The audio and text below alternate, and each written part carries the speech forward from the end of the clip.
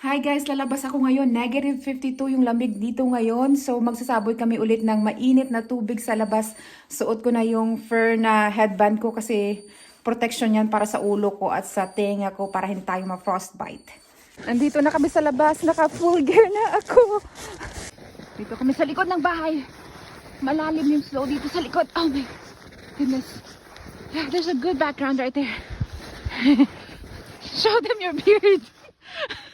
Frozen.